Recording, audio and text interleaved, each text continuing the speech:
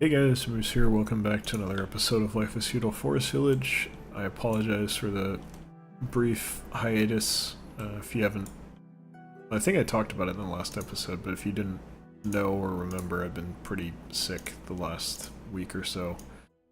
Combination of some bug, I don't know what, probably not the flu or anything, but a lot of congestion, a lot of headache, combined with a pinched nerve, making it very difficult for me to turn my head, which basically ruled out feeling comfortable driving since the one time I attempted it, I basically, like, if I needed to change lanes, it felt profoundly unsafe. I kind of just sucked it up and dealt with the pain, but I don't really want to deal with that if I don't have to. Anyway, it's a little bit better now, better enough that I feel almost myself again a little bit, so trying to get back into recording. Streamed a bit today, not full stream, but enough. Normally, Life is Feudal Forest Village episode would not be going up today, but I'm trying to catch up. I missed the one on Wednesday. I make a point of not missing these episodes as much as possible, so I want to make up for it. Get one in there before the typical Friday episode, which I obviously have not recorded yet. So, anyway, I'm frustrated. I know from your guys' perspective this is all I am, but I also have a day job and I'm frustrated because I'm behind in that as well. So I'm frustrated about YouTube, believe me, not being... Oh, did I not... Oh, that's a mistake. I made a mistake of saying, like, okay, well there's no snow on the ground, so I don't need to worry about... The transition from snow to grass is what makes me remember to reassign my labor. I evidently forgot to do that. But yeah, I know I talk about my work a lot, but it's not something that you guys see firsthand, so I would not expect you to think about it much. And I'm not suggesting that you should think about it ever. It's not really your problem, it's my problem. But anyway, point is, I'm behind in a lot of things, and I'm frustrated, and I play catch up now. First 3 days of the week kind of got wasted. I caught up a bit today. There's some programming stuff I'm doing for work, and I had to stop because I nearly put my fist through my computer. There's like one bug that I'm getting on something that's extremely simple that I did exactly the same in a different spot and it works perfectly fine, but for some reason in this one spot it doesn't work, and there's like 3 lines that could have some kind of an error in the way I've written them, but I've basically copied and pasted working lines and that didn't even make it work, so I'm just confused at this point. Confused and frustrated, which is typically how most programming sessions end for, I would imagine, most people. Definitely me, but I'm guessing probably nearly everyone too. How much do these hold again? That's 12, and these are 22, so 2 for 1. Let's just call it that. Getting a bunch of pop-ups all over the place. I'm gonna say we can put them like that.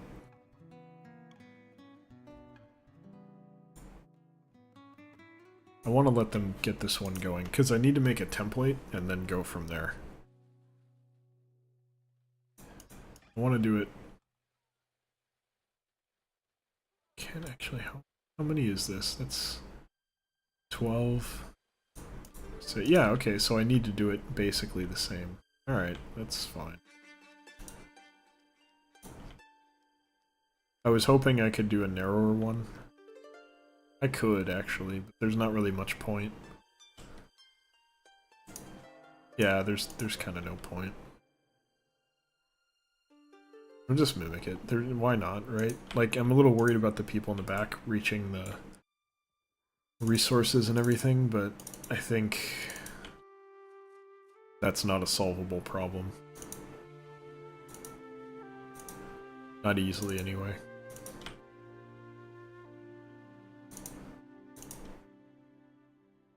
But yeah, I've been trying to do more programming in my off time as well to kind of... I don't know, you ever get one of those...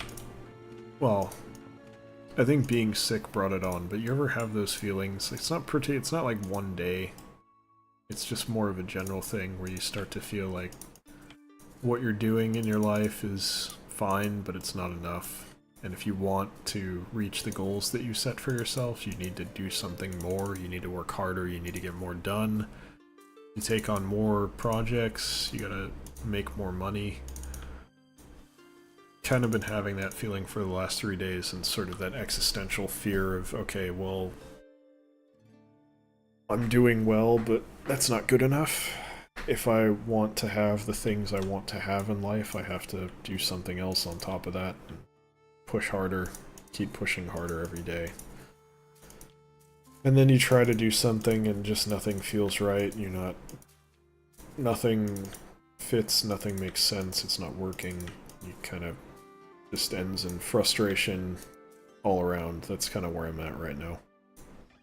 It's not with YouTube, it's like I tried to do some Android development, which I've done on and off today, and the problem that I have with it is that a lot of the tutorials out there are based on older versions that are not one-to-one equivalent to what's out there now. So if I'm trying to teach myself by looking at tutorials and kind of see like, okay, well, from a naming standpoint, I understand what they're saying there. I'm guessing the equivalent to that is this, and then I try to put it in, it doesn't quite work. Now I have to go down a rabbit hole figuring out the simplest of things with the setup, and it's just... I don't want to spend 2 hours learning how to do a linear layout in a new version of Android. And I don't really want to spend 2 hours figuring that out. Just to do, I know what I want to do. I understand conceptually how, from a programmatic standpoint, I want the rest of it to work. I just don't know how to communicate that to the thing. And I guess maybe I just need to sit down and take a class or something. But I already feel like I don't have enough free time and then start putting time. I don't know. I gotta figure it out. I probably need to take a class. Just take one class, just one night class, it's fine. I could even do an online class, that'd probably be just fine. There's kind of two reasons for that. I need to prove to myself that I can go to a class and like see it through to the end. And then also to pick up whatever skill it has. Probably Android development. I could definitely see... So, ooh, that's not what I want. I could definitely see a justification for going with something else, but for now I think I'd mainly be looking at Android. I think that's kind of the right choice. Alright, we have to wait for that to finish. I'm not looking to do anything particularly major. It's just I don't know XML at all, so I have to figure that out, because that's like the styling aspect of Android stuff. On the back end, the programming, I think I understand a lot better now. Something kind of clicked when I was messing with the XML, and I kind of understand how to handle variables and things now, so it's easier, but also it's frustrating to try to figure out the stylistic part, which is not really what I'm interested in. But I need to know it, otherwise I have to go find someone to pay to do it for me, and one major piece of anxiety I have is handing off. If I'm doing it all myself, I have control of the quality. I can make it as high or low quality as I want. I have complete control. If I let someone else touch it, if I let someone else do any work on it, now I don't really have control over the quality at that point. If it's art, it's not such a big deal, because you can look at art and say, oh, that looks good, or oh, that looks bad. To a degree, you can kind of eyeball it, even if you're not an artist. But if I don't know anything about XML, and I just look at the XML and you're like, I don't know, is this good, is this bad? I've got no clue. You can't eyeball it and say this is quality work, this isn't quality work. It's just not feasible to do that, so it's frustrating to consider handing that off to someone and kind of feeling like you don't have any control. Not that I'm seriously considering dumping money into a project that has no particular expectation of making money when it's finished, but Just, it's a thought. Maybe if it means not buying a few games, I just pay someone to throw together something super simple, maybe that's worth it, I don't know. I think I'd rather learn it myself though, and I think that's the better choice anyway. It's just frustrating to kind of go through that process without really having a clear guide that is telling me what I actually need to know. That's all. I want to finish this. I want them all to be... I want to start demolishing these, so I should probably let them actually finish. Because as much as I don't like that there's going to be one in the back, it's not really going to be any different with these. Maybe if I just don't build the back one, that's probably the way to go.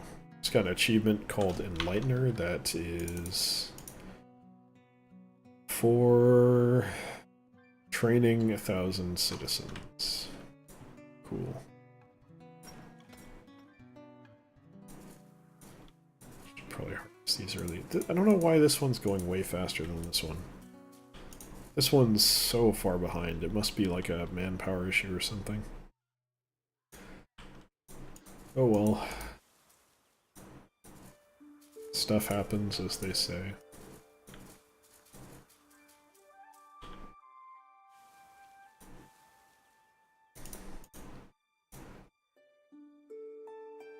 I'm also getting frustrated because I was editing one of my streams because I'm going to be posting VODs onto YouTube for it, and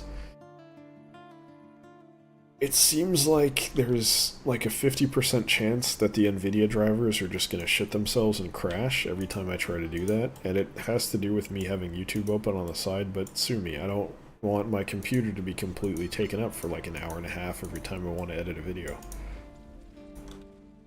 So sometimes, yeah, it works fine with YouTube open. Sometimes it decides, no, you screwed up, not possible anymore, you can't do that. And it's just frustrating. I wish it would just work. In my mind, I don't know, in my mind that shouldn't be too much to ask, I feel. Maybe I'm totally off base, I don't know, but to me, those are both pretty basic. Well, I guess editing a video, rendering a video is not super basic, but I don't know. I wish it would just work, that's all. Starting to, and that kind of brings me, I don't know, I don't think I've talked about this recently, but we'll stick with the tech-related kind of thread I've got going here. I used to have, I think, both my processor and my graphics card were AMD? I think they were. AMD doesn't manufacture stuff mostly, I don't think. Well, they do for... Wait, do they manufacture their own graphics cards?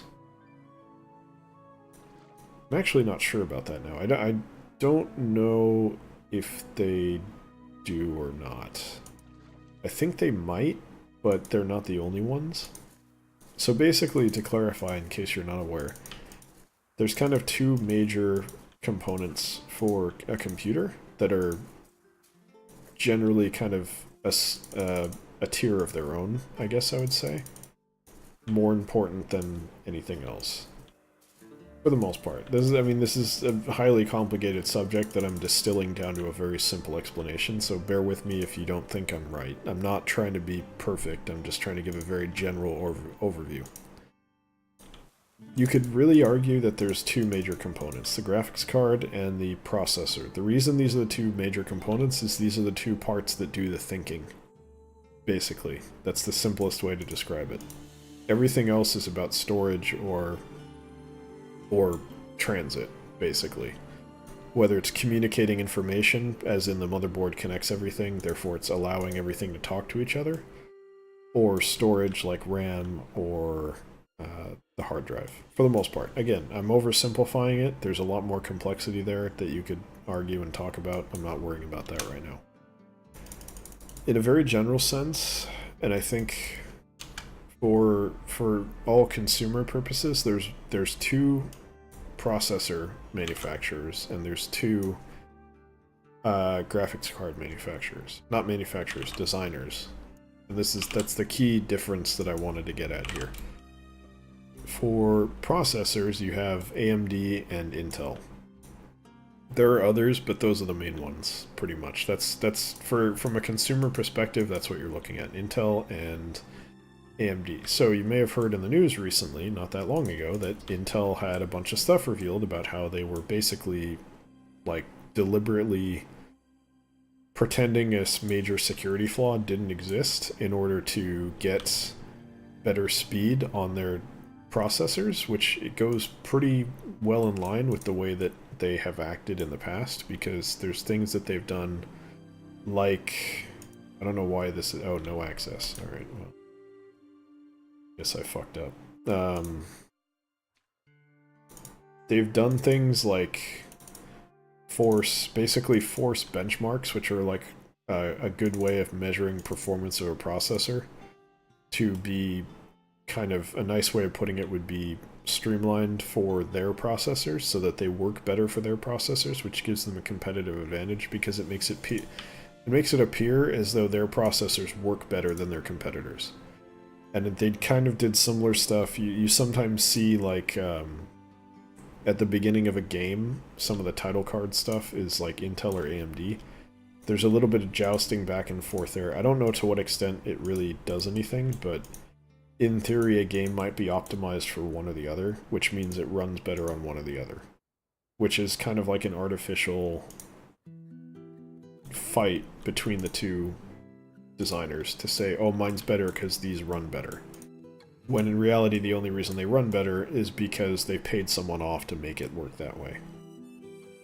Which is not the same as actually being a better product. So there's a lot of stuff Intel's done in the past which is shady as fuck, basically, is what I'm getting at. And the whole security flaw, Spectre, and there was one other. Spectre and something else, I can't remember, were the names for the security flaws. It really is in line with the way Intel has acted as a company in the past. I look at them and I see them in that light, and I think that's fairly just. They're not particularly fair. And they don't really care about being the good guys. Like, they will stab their competitors in the back if it makes them an extra dollar. They've proven that. And they will do it in an unethical way that does not benefit consumers. If you're a better company, and that's just the way it is, and your competitors aren't as good as you, fine. I don't care if you have a monopoly, as long as you're not abusing it. They're kind of... They do things that are borderline unethical, and that's what I'm getting at. Anyway, so for processors, it's Intel and AMD. I don't necessarily know if AMD is, like, perfect or anything. I'm not trying to say that. I'm just saying Intel's done shady stuff and I don't trust them. On the graphics card side, you have Nvidia and AMD, and they're a little bit more even. I don't think Nvidia is particularly bad. I don't think AMD is particularly bad, but Nvidia doesn't really make their own product. They design them and then they outsource manufacturing to Asus, Sapphire, what are the other ones? A bunch of other ones. I usually buy Asus because I trust Asus to make a good product. They have not let me down yet. But yeah, so the general idea is they don't manufacture their stuff. So what I was thinking was, I think that AMD might make their own graphics cards alongside some of the other manufacturers, but I don't know that for a fact. Not actually sure. Anyway, I used to use AMD processors and graphics cards, but because of some of the tactics that I mentioned that Intel uses, they kind of... AMD is actually kind of at risk of going out of business a little bit. Like, they were in trouble. I forget how big the trouble was, but they were not looking great. Which sucks, because I actually like them. I prefer them to Intel because they don't do that shit that AMD does, which I really don't approve of, but Intel was the better option when I upgraded my computer, so that's what I've got. I don't have AMD products in my computers currently, even though I kind of wish I did. But they're not as good. Currently. That may be changing, especially when you take into account the unearned processing boost that Intel got from their chips. Which I really want. I wish I knew closer to what the fallout was from that, because in theory, it's very possible that any business that cares about security may just say, no, we can't have Intel products, and Intel owes us damages for any hacks that occur as a result of this. And I don't know if any have occurred as a result of that, but you could definitely argue, like, what would happen if, like, a governmental organization had computers with sensitive information? Like, what if there are military computers that use Intel processors that are compromised as a result of that? I don't think they'd see their day in court, but God, I wish they would. Anyway, I'm speculating about stuff I don't know anything about, really. I have a reasonably good understanding of electronics and computers as a consumer. Better than most, I would say. And then some programming knowledge, and then everything else I just got from reading articles. And, by the way, check out Linus Torvalds is like the... I forget if this term was for him or someone as part of a programming language, but it's like benevolent dictator for life was the phrase, and basically the idea is that he's like in charge of that, and I think Linus Torvalds is that guy for Linux. And he's not like the only guy or anything, but he's the main dude who's really makes Linux good, makes it work, and updates it and stuff. That's very much oversimplified, and I don't really understand that situation because I don't use Linux, even though it would be kind of cool to learn how to use it. But anyway, point is, there was a really funny, really enjoyable article I read a while back where he was just ripping into Intel and basically calling them out on being idiots. And if you can find that online, I highly recommend reading it. It's hilarious. But anyway, that is going to do it for today's episode. Thank you very much for watching. Hope you guys enjoy it. Hope you will join us on the next one as well. If you did enjoy it, there's always twitch.tv/electronicmoose, Wednesday, Friday, Sundays, 6 to 8 p.m. PST, 9 to 11 p.m. EST. Feel free to come by and check out a stream. If not, thanks for watching here on YouTube, and I will see you next time. Take care.